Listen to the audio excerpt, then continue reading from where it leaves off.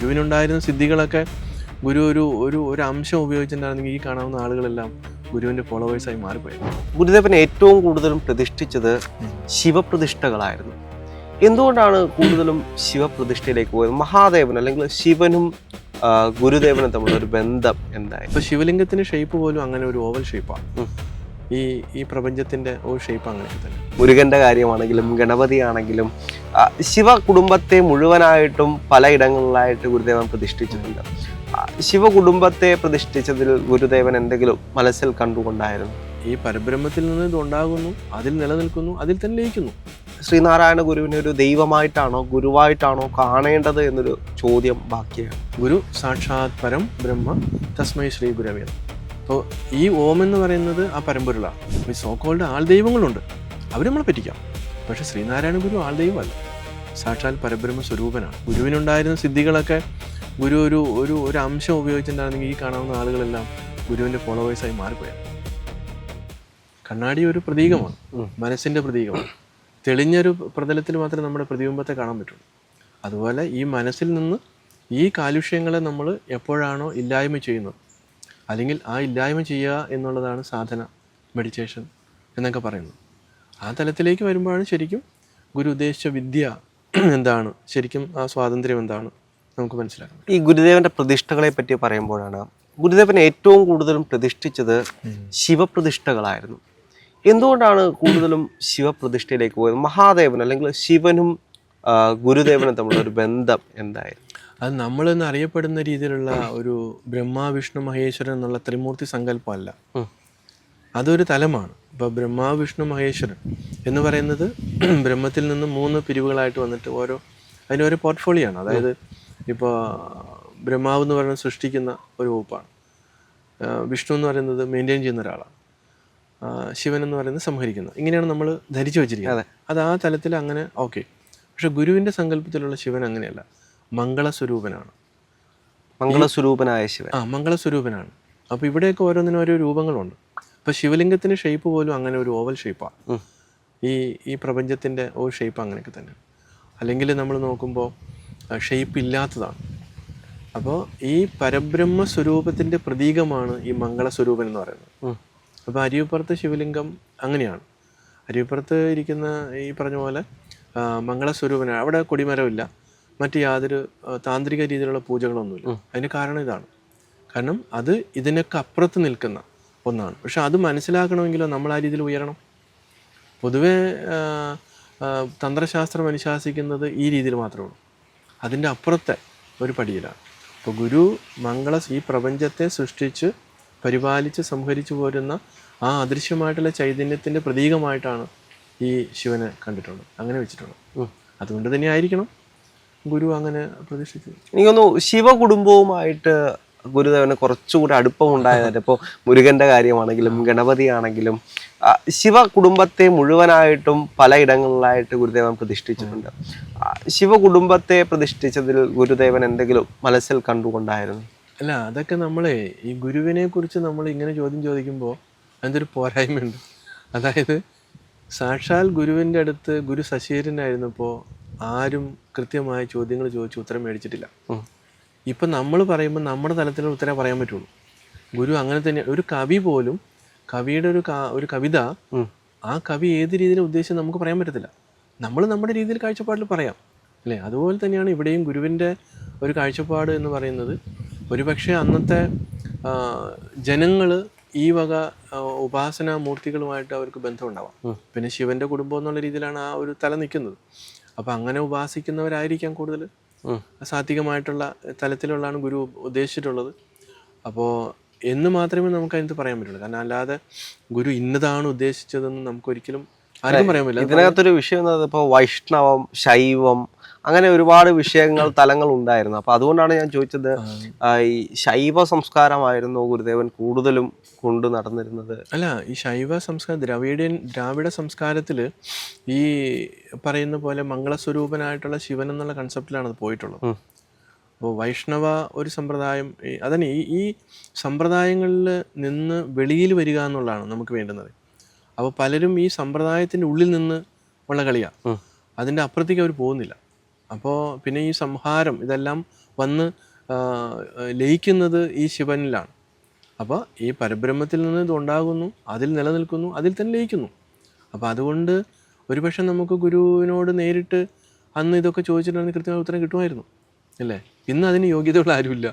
അതാണ് വേറെ പ്രശ്നം. നമുക്ക് ഊഹിക്കാം ഇങ്ങനെയൊക്കെ ആണ്, പക്ഷേ ശുദ്ധമായിട്ടുള്ള അദ്വൈതത്തിൻ്റെ തലത്തിൽ പറയുമ്പോൾ നമുക്കിങ്ങനെയാണ് അതിൻ്റെ ഒരു ഉത്തരം വരുന്നത്. കാരണം ഇതിൽ നിന്നാണ് എല്ലാം ആ ഒരു മംഗളസ്വരൂപനായ ശിവൻ, അതിൻ്റെ മറ്റ് പിരിവുകളും നമുക്ക് പറയാനുണ്ട്. തന്നെയല്ല, ഈ ശിവൻ്റെ ഈ ഇതിനെക്കുറിച്ച് പറയുമ്പോൾ തന്നെ മുരുകനെക്കുറിച്ച് പറയുമ്പോഴും അതുപോലെ ആ ഏത് ഇതിനെക്കുറിച്ച് പറയുമ്പോഴൊക്കെ അവിടെയൊക്കെ ഈ പരബ്രഹ്മത്തിൻ്റെ ഈ ശിവൻ്റെ കാര്യങ്ങളൊക്കെ അതിനകത്ത് തന്നെ വരുന്ന ഗുരു എടുത്ത് പറയുന്നുണ്ട്. പിന്നെ എൻ്റെ ചിന്തയുടെ സന്താനമാണ് നീ എന്ന് ഗുരു പറയുന്നുണ്ട്. ഏത് ഈ സുബ്രഹ്മണ്യ കീർത്തനത്തിൽ ഒരു സ്ഥലത്ത് പറയുന്നുണ്ട്, ചിന്താസന്താനമേ നിന്തിരുവടിയടിയൻ സങ്കടം പോക്കിയിട്ടാണ്. എൻ്റെ ചിന്തയുടെ സന്താനമാണ് നീ എന്ന് പറയുമ്പോൾ എൻ്റെ ദൃശ്യമാണത് അല്ലേ? അവിടെ വളരെ ശുദ്ധമായ അദ്വൈതമാണ് ഈ പറയുന്നത്. എൻ്റെ ചിന്തയിൽ ഞാൻ സൃഷ്ടിച്ചതാണ്. അപ്പോൾ എൻ്റെ ചിന്തയുടെ സന്താനം എന്ന് പറഞ്ഞാൽ ഞാൻ സൃഷ്ടിച്ചതല്ലേ. അപ്പോൾ അങ്ങനെ ഈ ദൃശ്യം, ഈ കാണുന്നതെല്ലാം ദൃശ്യമാണ്. അത് ശുദ്ധമായിട്ടുള്ള ഇതിൻ്റെ ഉപാധികളില്ലാതെ നമ്മൾ പറയുന്ന വാക്കാണ്, വേദാന്തമാണ്. അത് എല്ലാവർക്കും മനസ്സിലാവില്ല. ഇപ്പോൾ ഗുരു പറയുന്നുണ്ട് ദൈവദശകത്തിലെ, നീയല്ലോ മായയും മായാവിയും മായാവിനോദനും. എത്ര ക്ലിയറാണ്, ശുദ്ധമായ അദ്വൈതമാണത്. അതുപോലെ ഉപനിഷത്തിൽ പറയുന്ന സത്യം ജ്ഞാനം അനന്തം ബ്രഹ്മ എന്നാണ് ബ്രഹ്മത്തിൻ്റെ നിർവചനം, ദൈവത്തിൻ്റെ നിർവചനം. ഗുരുദേവൻ അതിനകത്ത് ആ ബ്രഹ്മ എന്നുള്ളത് മാറ്റിയിട്ട് നീ എന്നോട് കൊടുത്തു. അവിടെ വന്നപ്പോൾ നീ സത്യം ജ്ഞാനം ആനന്ദം, ആ ഒറ്റ വാക്കും ഗുരു മാറ്റിയില്ല. അതാണ് കറക്റ്റ് ദൈവം എന്ന് പറയുന്നത് അല്ലേ? അപ്പോൾ ഗുരുദേവൻ എല്ലാ സ്ഥലത്തും സംശയത്തിന് യാതൊരു ഇട കൊടുക്കാത്ത രീതിയിലാണ് കറക്റ്റ് കാര്യങ്ങൾ പറഞ്ഞിരിക്കുന്നത്. മനസ്സിലാകാത്ത നമ്മുടെ കുഴപ്പമാണ്. ആ മനസ്സിലാകാതെ വരുന്നതിൻ്റെ കാര്യം നമ്മുടെ മനസ്സിനകത്ത് ആവശ്യമില്ലാത്ത ഒരുപാട് ചിന്തകൾ, അല്ലെങ്കിൽ അറിവില്ലായ്മ, നമുക്ക് നമ്മുടെ യുക്തികളൊന്നും അവിടെ ഒന്നും ഇത് ചെയ്തിട്ടില്ല. അതുകൊണ്ട് വന്നിരിക്കുന്ന കുറവ് മാത്രമേ. ഗുരുദേവനെ പറ്റി പറയുമ്പോൾ ഓരോ ആളുകൾക്കും അവരുടേതായിട്ടുള്ള വെർഷൻസ് ഉണ്ട്. അപ്പോൾ ഓരോ ആളുകളോട് ചോദിക്കുമ്പോഴും അവർക്ക് വ്യത്യസ്ത ഗുരുദേവന്റെ വേറൊരു മുഖമാണ് അവരുടെ മനസ്സിലേക്ക് വരുന്നത്. അങ്ങയെ സംബന്ധിച്ച് ആരായിരുന്നു ഗുരുദേവൻ? നേരത്തെ നമ്മളത് പറഞ്ഞതാണ്. ഇപ്പോൾ ഗുരു അല്ല, ഞാൻ ചോദിച്ചത് ഇപ്പോൾ ഒരു കവിയോട് ചോദിച്ചു കഴിഞ്ഞാൽ ആ കവിയുടെ ഭാഷ്യത്തിൽ ഗുരുദേവൻ മറ്റൊരു തലത്തിലാണ്. ഒരു സോഷ്യലിസ്റ്റിനോട് ചോദിച്ചു കഴിഞ്ഞാൽ ഗുരുദേവൻ മറ്റൊരു തലത്തിലാണ്. ഒരു ആത്മീയ ആചാര്യനോട് ചോദിച്ചു കഴിഞ്ഞാൽ മറ്റൊരു തലത്തിലാണ്. അപ്പോൾ അങ്ങ് കണ്ടിട്ടുള്ള ഗുരുദേവൻ, അല്ലെങ്കിൽ അങ്ങ് അറിഞ്ഞ ഗുരുദേവൻ, അങ്ങയുടെ മനസ്സിലെ ഗുരുദേവൻ എന്തായിരുന്നു? അല്ല, അത് നമുക്ക് ഗുരുവിൻ്റെ വാക്കിൽ തന്നെ പറഞ്ഞാലേ, ഈ ആത്മോപദേശ ശതകത്തിൽ ഒരു ആനയെ കാണാൻ പോയ അന്ധരുടെ കാര്യം പറയുന്നുണ്ട്. 4 അന്ധന്മാർ ആനയെ കാണാൻ പോയി. അപ്പോൾ ഒരാൾ ആനയുടെ കാലിലാണ് പിടിച്ചത്. അപ്പോൾ അയാൾ പറഞ്ഞു ആന തൂണ് പോലെ ഇരിക്കാന്ന് പറഞ്ഞു. വേറൊരാൾ വാലിൽ പിടിച്ച അയാൾ പറഞ്ഞത് ആന ചൂല് പോലെ ഇരിക്കുന്നു. വേറൊരാൾ ചെവിയിൽ പിടിച്ചു, അയാൾ പറഞ്ഞു മുറം പോലെ ഇരിക്കുന്നു. അപ്പോൾ ഇങ്ങനെ അവനവൻ തപ്പി നോക്കിയത്, അവന് കണ്ണില്ലല്ലോ, കണ്ണില്ലാതെ ഇത് കാണുന്നത്. അതുകൊണ്ട് അവൻ തടവി നോക്കിയപ്പോൾ അവൻ്റെ ഒരു അനുഭവത്തിൽ അവൻ പറഞ്ഞതാണ്. ഇതാണ് ഈ പലതരത്തിൽ മനസ്സിലാക്കുന്നതിൻ്റെ കാര്യം. അപ്പോൾ നമ്മൾക്ക് ഗുരുവിനെ നമ്മൾ മനസ്സിലാക്കുമ്പോൾ ഏറ്റവും പരിപൂർണനായിട്ടുള്ള എല്ലാ തലത്തിലും, ഭക്തിയുടെ തലത്തിൽ നോക്കിയാലും, യോഗത്തിൻ്റെ തലത്തിൽ നോക്കിയാലും, കർമ്മയോഗത്തിൻ്റെ തലത്തിൽ നോക്കിയാലും, ജ്ഞാനത്തിൻ്റെ തലത്തിൽ നോക്കിയാലും, ഒരു വിപ്ലവകാരിയുടെ തലത്തിൽ നോക്കിയാലും, അതെ, അത് ഈ രാജയോഗത്തിലേക്കാണ് വിപ്ലവമൊക്കെ വന്നത്. അപ്പോൾ 4 രീതിയിൽ നമ്മൾ നോക്കിയാലും, 4 വശത്തു നിന്നും ഗുരു നോക്കിയാലും അതെല്ലാം ഗുരു പെർഫെക്റ്റാണ്. അപ്പോൾ അങ്ങനെ നമുക്ക് ഗുരുവിനെ കാണാനുള്ള ഒരു ഹൃദയം ഉണ്ടാവണം, വെറും ബുദ്ധി മാത്രം പോരാ. അപ്പോൾ അങ്ങനെ അതുകൊണ്ടാണല്ലോ ഗുരു നമ്മുടെ ഇപ്പം ഇത്രയും വേദാന്തികൾ പൊതുവേ പറയും. ഇപ്പോൾ ആധ്യാത്മിക കാര്യം പറഞ്ഞപ്പോൾ ആധ്യാത്മിക വഴിയിൽ പോകുന്ന ആളുകൾ ആ കാര്യം മാത്രമേ പറയുള്ളൂ. ഇപ്പോൾ ഗുരുവിനെ നോക്കുമ്പോൾ ഗുരു അത് മാത്രമല്ല പറഞ്ഞിരിക്കുന്നത്. ഇപ്പോൾ ഗുരു അവസാനമാണ് ഈ ശിവഗിരി തീർത്ഥാടനം എന്നുള്ളൊരു കൺസെപ്റ്റിൽ. അപ്പോൾ ആളുകൾ വന്നപ്പോൾ ഇങ്ങനെ ചോദിച്ചു, തീർത്ഥാടനം ഇങ്ങനെ ഞങ്ങൾക്കൊരാഗ്രഹമുണ്ട്, അങ്ങ് അനുവദിച്ചാൽ നടക്കും. അപ്പോൾ ഗുരു തിരിച്ചു ചോദിച്ചു, നാം അനുവാദം തന്നാൽ ഇതെല്ലാം നടക്കുമോ? ഇപ്പം നടക്കും. അപ്പോൾ ഗുരു ചോദിച്ചത് എന്തായിരിക്കണം അതിന് ലക്ഷ്യം? കുറേ ആളുകൾ ഇങ്ങനെ വന്നു, ഇവിടെ വന്നു, കുളിച്ച് പോയി, എന്താ അതുകൊണ്ട് ഉദ്ദേശിക്കുന്നത്? എന്താ ലക്ഷ്യം ഉണ്ടാവണ്ടേ? അത് ഇവർക്ക് ഉത്തരവില്ലായിരുന്നു. അപ്പോഴാണ് ഗുരു പറഞ്ഞത്, ശിവഗിരി തീർത്ഥാടനത്തിന് വരുമ്പോൾ കൃത്യമായ ലക്ഷ്യം ഉണ്ടാവണം, നല്ല വിദ്യാഭ്യാസമുള്ള ആളുകളെ വിളിച്ചു വരുത്തണം, ഈ വരുന്ന തീർത്ഥാടകരോട് സംസാരിക്കണം ഓരോ വിഷയങ്ങളെക്കുറിച്ച്. വിഷയങ്ങൾ ഗുരു പറഞ്ഞു. വിദ്യാഭ്യാസം, ആദ്യം ഗുരു പറഞ്ഞു വിദ്യാഭ്യാസമാണ്. പിന്നെ ശുചിത്വം, ഈശ്വരഭക്തി, നമ്മുടെ കൃഷി, കൈത്തൊഴിൽ, സംഘടന. ഏറ്റവും അവസാനം പറഞ്ഞതാണ് ശാസ്ത്ര സാങ്കേതിക വിദ്യ. 1928 ഗുരു പറയുന്നത്. അന്ന് ശാസ്ത്രമൊന്നും ഇത്രയും ഡെവലപ്പായിട്ടില്ല.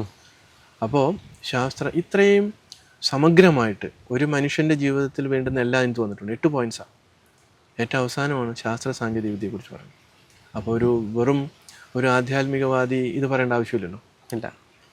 ഈ ബ്രഹ്മസത്യം ജഗത് മിഥ്യ എന്ന് പറയുന്നവരാണ് ഈ ആധ്യാത്മികവാദികൾ എന്ന് പറയുന്നത്. അപ്പോൾ അത് ഉൾക്കൊണ്ടുകൊണ്ട് തന്നെയാണ്, അതിൽ നിന്നുകൊണ്ട് തന്നെയാണ് ഗുരു പറയുന്നത് നമുക്കിതെല്ലാം വേണം. അപ്പോൾ ഞാൻ ഒരിക്കൽ ശിവഗിരി തീർത്ഥാടനത്തിന് അന്ന് പ്രൈം മിനിസ്റ്റർ നരേന്ദ്രമോദിയാണ്. അപ്പോൾ ഓൺലൈനിലായിരുന്നു ഉദ്ഘാടനം നടത്തിയത്. അപ്പോൾ ഞാനാണ് സ്വാഗതം പറഞ്ഞത്. അപ്പോൾ ഇപ്പോൾ ഗുരുവിനെ കുറിച്ച് ഷോർട്ടായിട്ട് പറയണമല്ലോ. അപ്പോൾ നമ്മുടെ സ്വാഗത പ്രസംഗം 2 മിനിറ്റുള്ളൂ. ഈ 2 മിനിറ്റിനുള്ളിൽ നമ്മൾ ഈ ഒരാശയം കൺവേ ചെയ്യണം. കാരണം മെയിനായിട്ട് അദ്ദേഹം ഉദ്ഘാടനം ചെയ്യണം. അപ്പോൾ ഞാൻ ഈ പോയിൻ്റാണ് പറഞ്ഞത്. ഞാൻ പറഞ്ഞു, ഗുരു ശിവഗിരി തീർത്ഥാടനത്തെക്കുറിച്ച് പറഞ്ഞപ്പോൾ ഇങ്ങനെയാണ് ഈ ശാസ്ത്ര സാങ്കേതിക വിദ്യ വരുന്ന തലമുറയോട് പഠിപ്പിക്കണം. ഇവിടെ തീർത്ഥാടനത്തിന് വരുന്ന ആളുകളെ പഠിപ്പിക്കണം. ഇപ്പം നമ്മൾ കണ്ടുകൊണ്ടിരിക്കുന്നതാണെന്ന് പറഞ്ഞു. അപ്പോൾ മോഡിയോടും ചിരിച്ചു. എന്താണ്? അപ്പം നമ്മൾ ഡൽഹിയിലിരിക്കുന്ന ആൾ ശിവഗിരിയിലിരിക്കുന്ന ആളുകളെ കണ്ട് സംസാരിക്കുകയാണ്. അത് ശാസ്ത്ര സാങ്കേതിക വിദ്യയുടെ ഇതാണ് അല്ലേ? അപ്പോൾ അങ്ങനെ ഗുരു ഇത്രമാത്രം ദീർഘദർശിത്വത്തോടു കൂടി ആണ് നമുക്ക് സന്ദേശങ്ങൾ നൽകിയിട്ടുള്ളത്. അതുകൊണ്ട് നമ്മൾ ഗുരുവിനെ ഭാഗികമായിട്ടല്ല കാണേണ്ടത്, സമഗ്രമായിട്ടാണ്. ഏത് ലെവലിൽ നോക്കിയാലും ഗുരു അവിടെ പെർഫെക്റ്റാണ്. ഇനി നമ്മുടെ ഒരു കുഞ്ഞിൻ്റെ സംസ്കാരം, ഒരു വ്യക്തിയുടെ സംസ്കാരം രൂപപ്പെടുത്തേണ്ടത് എവിടെയാണെന്ന് ഗുരു പറയുന്നുണ്ട്. നമ്മുടെ സ്കൂളുകാർ പറയുന്നില്ല, നമ്മുടെ മറ്റുള്ളവർ പഠിപ്പിക്കുന്നില്ല. ഗുരു ശ്രീനാരായണ ധർമ്മം എന്നുള്ള കൃതിയിൽ അത് പറയുന്നുണ്ട്.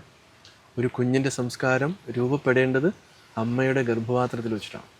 ഒരു കുഞ്ഞ് എങ്ങനെ ജനിക്കണം, ആ ഗർഭിണിയാണെന്ന് അറിയുന്ന നിമിഷം തുടങ്ങി ആ കുഞ്ഞ് എങ്ങനെ ആയിരിക്കണം എന്ന് അമ്മയ്ക്കൊരു കൺസെപ്റ്റ് ഉണ്ടാവണം. ആ സ്ത്രീയോട് ഭർത്താവും അച്ഛനും അമ്മയും അമ്മായച്ചനും അമ്മായിമ്മയും മറ്റുള്ളവരൊക്കെ വളരെ പോസിറ്റീവായിട്ട് സംസാരിക്കണം. മാനസികമായിട്ട് ടെൻഷൻ ഉണ്ടാക്കരുത്. ഇതൊക്കെ ഗുരു പറഞ്ഞിട്ടുണ്ട്. അങ്ങനെയാണെങ്കിൽ മായ പറയുന്ന ആൾക്ക് ഇത് പറയേണ്ട വല്ല ആവശ്യമുണ്ടോ? ഇല്ല. ഇത് എത്ര പേർക്ക് അറിയാം? അപ്പോൾ ഈ ഒരു തലത്തിൽ നമ്മൾ ഇപ്പോൾ നമ്മുടെ കുഞ്ഞുങ്ങൾ ഒരുപാട് വഴിവിട്ട് പോകുന്നുണ്ട്. അതിന് ഉത്തരവാദി ഞാൻ കുട്ടികളെ കുറ്റം പറയില്ല, ഞാൻ പാരൻസിനെ പറയുള്ളൂ. കാരണം ഈ ഗൃഹസ്ഥാശ്രമത്തിലാണ് കുഞ്ഞുങ്ങളുണ്ടാകുന്നത്. ആ ഗൃഹസ്ഥാശ്രമിക്ക് അറിയണം തൻ്റെ കുഞ്ഞ് എങ്ങനെ ആയിരിക്കണമെന്ന്. അപ്പം നമ്മൾ ഡവറിയുടെ വിഷയം പറഞ്ഞ് പീഡനം, മാനസികമായിട്ടല്ലാത്ത രീതിയിൽ ഒരുപാട് പ്രശ്നങ്ങൾ ഈ ഗർഭിണിയായ സ്ത്രീ അനുഭവിക്കുന്നുണ്ട്. ഇതെല്ലാം ഈ കുഞ്ഞ് റെക്കോർഡ് ചെയ്യണം. അതേപോലെ ഈ അമ്മ 24 മണിക്കൂറും മൊബൈലാണ് കാണെങ്കിൽ അത് തന്നെ കുഞ്ഞും ഇത് ചെയ്യുന്നത്. നമ്മളെക്കാളും കൂടുതൽ ഇത് അബ്സോർവ് ചെയ്യുന്നത് ഈ കുഞ്ഞാണ്. അതുകൊണ്ട് ഗർഭാവസ്ഥ അത്ര പെർഫെക്റ്റ് ആയിരിക്കണം, എല്ലാവരും ശ്രദ്ധ വേണം എന്ന് ഗുരു ഗൃഹസ്ഥാശ്രമത്തിൽ ഉപദേശം കൊടുക്കുമ്പോൾ പറയുന്നുണ്ടല്ലോ. അപ്പോൾ ഗുരു കൈവെക്കാത്ത ഒരു ഭാഗവുമില്ല. അപ്പോൾ ഈ അടിച്ചമർത്തപ്പെട്ട ഒരു ജനവിഭാഗത്തോട് വലിയ വിപ്ലവമൊക്കെ പറയുന്നവർക്കോ അവരോടും ഗുരു പറയുന്നുണ്ട്. അപ്പോൾ നമ്മൾ സംഘടിച്ച് ശക്തരാകുക ഗുരു പറഞ്ഞിട്ടുള്ളതാണ്. അപ്പോൾ ഇന്നിപ്പോൾ നമ്മുടെ ഈ ഡെമോക്രസി എന്നൊക്കെ പറയുന്നത് ശരിക്കും പറഞ്ഞ ഒരു പിടിച്ചു പറയല്ലേ. അതെ. അപ്പോൾ ഡെമോക്രസി ഉണ്ടാക്കിയത് നല്ലതിന് വേണ്ടിയിട്ടാണ്. പക്ഷേ ഇത് പകൽക്കൊള്ളയാണ്. ഒരുത്തന്നെ ഒരു കള്ളനോ കൊള്ളക്കാരനോ അവൻ രാത്രി മാത്രം ഓട്ടിക്കുള്ളൂ. ഇതല്ല. ആർക്കെങ്കിലും ഉത്തരവാദിത്വം ഉണ്ടോ? ഇപ്പം നമ്മളൊരു പ്രശ്നം വന്നു, ആ പ്രശ്നം വന്നു കഴിഞ്ഞാൽ നമ്മൾ ആരോട് ചോദിക്കുന്നത്? ഉദ്യോഗസ്ഥനോട് ചോദിച്ചാൽ പറയും അത് മന്ത്രി പറഞ്ഞാന്ന് പറയും, മന്ത്രി ചോദിച്ചാൽ പറയും അയാൾ ഉദ്യോഗസ്ഥൻ പറഞ്ഞാന്ന് പറയും. ആരും ഏറ്റെടുക്കത്തില്ല. അപ്പോൾ നമ്മളെയൊക്കെ വിഡ്ഢികളാക്കിക്കൊണ്ട് കുറേ ബുദ്ധിയുള്ളവർ ഭരിക്കുന്നു അല്ലേ, അല്ലെങ്കിൽ അത് ചെയ്യുന്നു എന്ന് മാത്രമേ ഉള്ളൂ. പക്ഷെ ഗുരു അങ്ങനെയല്ല പറയുന്നത്. ഗുരു വളരെ കൃത്യമായിട്ട് നമുക്ക് ഓരോരുത്തർക്കും ആ രീതിയിലുള്ള അറിവ് ഉണ്ടായി നമ്മൾ ജീവിക്കണമെന്നാണ്. അതിന് വേണ്ടുന്ന എല്ലാ ഉപദേശങ്ങളും ഗുരുവിൻ്റെ കൃതികളിലും ഗുരുവിൻ്റെ ജീവിതത്തിലും ഗുരുവിൻ്റെ പ്രവൃത്തിയിലും അതുപോലെ ശ്രീനാരായണ ധർമ്മത്തിലൊക്കെ പറഞ്ഞിട്ടുണ്ട്. ഒരു വിഷയം കൂടെ, ഇപ്പോൾ ശ്രീനാരായണ ഗുരുവിനെ ദൈവമായിട്ട് ആരാധിക്കുന്ന ഒരുപാട് ആളുകളുണ്ട്. യഥാർത്ഥത്തിൽ ഗുരുദേവനെ ഒരു ആചാര്യനായിട്ടാണ് കാണുന്നത്, അല്ലെങ്കിൽ ഗുരു നേർവഴിക്ക് നടത്തുന്ന ഒരു ഗുരുവായിട്ടാണ് കാണുന്നത്. പക്ഷേ ശ്രീനാരായണ ഗുരുവിനെ ഒരു ദൈവമായിട്ടാണോ ഗുരുവായിട്ടാണോ കാണേണ്ടത് എന്നൊരു ചോദ്യം ബാക്കിയാണ്. അത് ബാക്കിയല്ല, ഗുരു എന്നുള്ള കൺസെപ്റ്റ് എന്താണെന്ന് നമ്മൾ മനസ്സിലാക്കി കഴിയുമ്പോൾ ഈ ഗുരുവും ദൈവവും എന്നുള്ള ഇത് വ്യത്യാസം ഉണ്ടാവില്ല. ഇപ്പം ദൈവം എന്ന് നമ്മൾ പൊതുവെ ആളുകൾ മനസ്സിലാക്കിയിരിക്കുന്നത് നമ്മൾ മുരുകനും ശിവനും ഇങ്ങനെയൊക്കെയുള്ള ഈ ദൈവങ്ങളുടെ കണക്ട് ചെയ്തുകൊണ്ടാണ് ഈ പറയുന്നത്. ഗുരുസങ്കല്പം അങ്ങനെയല്ല. അപ്പം നമ്മുടെ ആ മന്ത്രം ഇങ്ങനെ തന്നെയാണ്. ഓം ഗുരുർ ബ്രഹ്മ ഗുരുർ വിഷ്ണു ഗുരുർ ദേവോ മഹേശ്വര ഗുരു സാക്ഷാത് പരം ബ്രഹ്മ തസ്മൈ ശ്രീ ഗുരവേ നമഃ. അപ്പോൾ ഈ ഓം എന്ന് പറയുന്നത് ആ പരമ്പൊരുളാണ്. ഈ പ്രപഞ്ചത്തെ സൃഷ്ടിച്ച് പരിപാലിച്ച് സംഹരിച്ചു പോരുന്ന ആദൃശ്യമായ ശക്തിയാണ്. അതിൽ നിന്നാണ് എന്തുണ്ടായിരിക്കുന്നത്? ഈ ബ്രഹ്മാവ്, വിഷ്ണു, മഹേശ്വരൻ. അപ്പോൾ ഈ ഓം തന്നെയാണെന്ന് ഗുരു സാക്ഷാത് പരം ബ്രഹ്മ. ഈ ഗുരു എന്ന് പറയുന്നത് പരബ്രഹ്മ സ്വരൂപനാണ്, സാക്ഷാൽ പരബ്രഹ്മമാണ്. സാക്ഷാൽ പരബ്രഹ്മമാണ്. ആ പരബ്രഹ്മത്തിൽ നിന്നാണ് ഈ ശിവനും വിഷ്ണു ഇതൊക്കെ ഉണ്ടായിട്ടുള്ളത്. അത് നമ്മുടെ പണ്ട് തുടങ്ങി നമ്മൾ ചൊല്ലുന്ന ഒരിതാണ്. അതുകൊണ്ട് ഗുരുവും ഈ ദൈവവും എന്നുള്ളതിന് യാതൊരു സംശയത്തിൻ്റെ ആവശ്യമില്ല. ഇനി ശ്രീനാരായണ ഗുരുദേവൻ്റെ ഭാഷയിൽ പറഞ്ഞാലോ, ഗുരു ഈ പരബ്രഹ്മത്തിന് പറയുന്ന അറിവെന്നാണ്. ഇപ്പോൾ ഗുരുവിൻ്റെ ഗദ്യപ്രാർത്ഥന എന്ന് പറഞ്ഞൊരു ഒരു കൃതിയുണ്ട്. അതിൽ ഗുരു പറയുന്നുണ്ട്, നാം ശരീരമല്ല അറിവാകുന്നു. ഗുരുദേവൻ എപ്പോഴും ഞാനെന്നല്ല പറയാം, നാം എന്ന് പറയാം, ബഹുവചനം ഉപയോഗിക്കാറ്. കാരണം ഇത് ആ ഒരു കൺസെപ്റ്റ് ഉള്ളതാണ്, എല്ലാം ഇതാണെന്നുള്ളത്. അപ്പം നാം ശരീരമല്ല, അപ്പം ഞാൻ ശരീരമല്ല എന്ന് ഗുരു പറയാണ്. ശരീരം ഉണ്ടാകുന്നതിന് മുൻപിലും അറിവായി നാം ഉണ്ടായിരുന്നു. ഈ ശരീരം ഉണ്ടാകുന്നതിന് മുൻപിലും ഈ അറിവ്, ഈ പരബ്രഹ്മ സ്വരൂപം ഉണ്ടായിരുന്നു. അതാണ് പറയുന്നത്. നാം ഈ ശരീരം ഉണ്ടാകുന്നതിന് മുൻപിലും അറിവായി നാം ഉണ്ടായിരുന്നു. ഇനി ഇതൊക്കെയും ഇല്ലാതെ പോയാലും നാം ഇപ്രകാരം പ്രകാശിച്ചുകൊണ്ട് തന്നെയായിരിക്കും. ഇതൊന്നും ഇല്ലെങ്കിലും ഇതെല്ലാം ഇതുപോലെ തന്നെ ഉണ്ടാവും. അപ്പോൾ അങ്ങനെ ആ ഒരു സാക്ഷാത്കാരം നേടിയ ഒരാൾ, നമുക്കൊക്കെ നമ്മൾ സാധാരണ നമുക്ക് ഉപാസിക്കാൻ വേണ്ടി ദൈവം എന്നുള്ള സങ്കല്പത്തിൽ ഉപാസിക്കാം, പരബ്രഹ്മ സ്വരൂപം എന്നുള്ള രീതിയിൽ നമുക്ക് എടുക്കാം. കാരണം മഹർഷിമാരെ മാത്രമേ നമുക്ക് കൃത്യമായിട്ട് ഫോളോ ചെയ്യാൻ പറ്റുള്ളൂ. ഇവരാരും പറ്റിക്കില്ല, മറ്റുള്ളവരൊക്കെ നമ്മൾ പറ്റിക്കും. ഇപ്പോൾ ഈ സോക്കോൾഡ് ആൾ ദൈവങ്ങളുണ്ട്, അവർ നമ്മളെ പറ്റിക്കാം. പക്ഷേ ശ്രീനാരായണ ഗുരു ആൾ ദൈവമല്ല, സാക്ഷാൽ പരബ്രഹ്മ സ്വരൂപനാണ്. കാരണം അതുപോലെയുള്ള കാര്യങ്ങൾ ഗുരു ജീവിതത്തിൽ കാട്ടി തന്നിട്ടുണ്ട്. ഗുരുവിൻ്റെ കൃതികളിൽ തെളിച്ചും ഇതായിട്ടുണ്ട്. ഗുരുവിനുണ്ടായിരുന്ന സിദ്ധികളൊക്കെ ഗുരു ഒരു അംശം ഉപയോഗിച്ചിട്ടുണ്ടായിരുന്നെങ്കിൽ ഈ കാണാവുന്ന ആളുകളെല്ലാം ഗുരുവിൻ്റെ ഫോളോവേഴ്സായി മാറിപ്പോയാണ്. അതിനു മാത്രം സിദ്ധികൾ ഉപയോഗിച്ചിട്ടുണ്ട്. അപ്പോൾ ഇഷ്ടം പോലെ. അപ്പോൾ നമുക്ക് ഏറ്റവും ഇത് പറയാവുന്ന ഒരു കാര്യം, പരീപ്പുറത്തെ ശിവപ്രതിഷ്ഠ നടത്തിയിട്ട് 138 വർഷമായി. ഈ 138 വർഷം ആയിട്ടും ആ പ്രതിഷ്ഠയ്ക്ക് യാതൊരു ചലനം ഉണ്ടായിട്ടില്ല. സാധാരണ വിഗ്രഹം പ്രതിഷ്ഠിക്കുമ്പോൾ 12 വർഷം കഴിയുമ്പോൾ അത് ഇളകി പോവും, പുതിയ ഇത് വെക്കണം. അപ്പോൾ ഈ വിഗ്രഹം പീഠവും തമ്മിൽ എങ്ങനെയാണ് ഇങ്ങനെ ഒട്ടിച്ചേർന്നിരിക്കണമെന്ന് ചോദിച്ചാൽ എന്താ യുക്തി പറയാം? അതുപോലെ ശാരദാ പ്രതിഷ്ഠ, അതിനൊന്നും യാതൊരു അനക്കമില്ല. അപ്പോൾ അത് ഗുരുവിൻ്റെ സിദ്ധിയാണ്. പക്ഷെ അത് ഗുരു പ്രകടിപ്പിച്ചിട്ടില്ല. അതുപോലെ ഇഷ്ടം പോലെ എത്രയോ ആളുകൾ അവർക്കതുണ്ട്. അപ്പോൾ ശ്രീനാരായണ ഗുരു, അതുകൊണ്ട് ഗുരുദേവനെ നമുക്ക് ആ പരബ്രഹ്മ ഗുരു സാക്ഷാത് പരം ബ്രഹ്മ എന്നുള്ള അതാണ് ഏറ്റവും നമുക്ക് യോജിക്കുന്നത്. കാരണം കണ്ണ് തുറപ്പിക്കുന്നവനാണ്. അതാണ് നമ്മുടെ ദൈവം എന്ന് പറയുന്നത്. ആരാണ് കണ്ണ് തുറ? നമ്മുടെ അറിവില്ലായ്മയിൽ നിന്നും നമ്മളെ കണ്ണ് തുറപ്പിച്ച് നമ്മുടെ വ്യക്തിത്വത്തെ രൂപപ്പെടുത്തി തരുന്നവൻ ആരോ അതാണ്. അപ്പോൾ ഗുരുവിനെ ശരിക്കും മനസ്സിലാക്കിയ ഒരു ശിഷ്യനായിരുന്നു ശിവലിംഗദാസ സ്വാമികൾ. അദ്ദേഹത്തിൻ്റെ ഒരു 5 ശ്ലോകങ്ങളുണ്ട്. അതിൽ തുടങ്ങുന്നത് എങ്ങനെയാണ്? ഓം ബ്രഹ്മണേ മൂർത്തിമതി ശ്രിതാനാം ശുദ്ധിഹേതവേ നാരായണ യതീന്ദ്രായ തസ്മൈ ശ്രീ ഗുരവേ നമഃ. അപ്പോൾ ഈ ശ്രീനാരായണ ഗുരു എന്ന് പറയുന്നത് ബ്രഹ്മത്തിൻ്റെ മൂർത്തിയാണ്. ബ്രഹ്മം ഒരു ശരീരം എടുത്ത് വന്നതാണ്. അങ്ങനെ ആശ്രയിക്കുന്നവർക്ക് എല്ലാവർക്കും അഭയം കൊടുക്കുന്ന അങ്ങനെയുള്ള നാരായണ യതീന്ദ്രനായിക്കൊണ്ട് എൻ്റെ നമസ്കാരം. അങ്ങനെ ഒരു 5 ശ്ലോകത്തിലാണ് ഗുരുവിൻ്റെ ശരിക്കുള്ള സ്വരൂപത്തെക്കുറിച്ച്, സംസ്കൃത ശ്ലോകമാണ്, കൂടെ ഉണ്ടായിരുന്ന, അതിവിടെ തന്നെ നമ്മുടെ അരിയപ്പുറത്തിന് അടുത്ത് തന്നെ ഉണ്ടായിരുന്ന ശിവലിംഗ സ്വാമികൾ, അതിൻ്റെ പൂർവാശ്രമപടിയായിരുന്നു. അദ്ദേഹം ഗുരുവിനെ ശരിക്കും മനസ്സിലാക്കിയ ആളാണ്. അപ്പം അങ്ങനെ വളരെ അപൂർവം ചിലർ മാത്രമേ ഗുരുവിനെ തനതായ രീതിയിൽ രൂപത്തിൽ മനസ്സിലാക്കിയിട്ടുള്ളതാണ്. അപ്പം ആ രീതിയിൽ നമ്മൾ ഗുരുവിനെ അവതരിപ്പിച്ചാൽ കുഴപ്പമില്ല. ഇപ്പോൾ പിന്നെ ഒരു സമുദായത്തിൻ്റെ ആണെന്നും അല്ലെങ്കിൽ മലയാളത്തിൻ്റെ ആണ്, അങ്ങനെ ആ രീതിയിൽ ഇങ്ങനെ വേർതിരിച്ചു കാണുന്നുണ്ട്. അത് ഗുരുദേവൻ ഒരു സമുദായത്തിൻ്റെയും അല്ല. ഗുരു ഇപ്പം നമുക്ക് വ്യാസൻ എന്ന് പറയുന്നത് നമുക്കൊരു സമുദായത്തിനെന്ന് പറയാൻ പറ്റുമോ? ഇല്ല. വ്യാസൻ ലോകത്തെല്ലാവരുടെയും ഗുരുവാണ് എന്ന് പറഞ്ഞ പോലെയാണ്. കാരണം ഇവരെ എന്തുകൊണ്ടാണ് ലോക ഗുരുക്കന്മാരെന്ന് പറയുന്നത്? ഇവരുടെ ആശയങ്ങൾ, ഇവരുടെ ദർശനം ഈ ലോകത്തിൻ്റെ ഏത് മുക്കിലും മൂലയിൽ നമ്മൾ കൊണ്ടുവച്ച് നമ്മൾ അപ്ലൈ ചെയ്താലും അത് കറക്റ്റായിരിക്കും, ആർക്കും സ്വീകരിക്കാം. അതിനകത്ത് പ്രത്യേകിച്ച് ദൈവത്തിനെ കുറിച്ച് പറയുന്നില്ല, ദർശനം അതാണ്. ഒരു ദൈവത്തെക്കുറിച്ചോ ഒരു ഇതല്ല. അവർ ഒരു സയൻറ്റിഫിക് റീസൺ കാര്യങ്ങളാണ് പറയുന്നത്. അത് ആർക്കും എടുക്കാവുന്ന കാര്യമാണ്.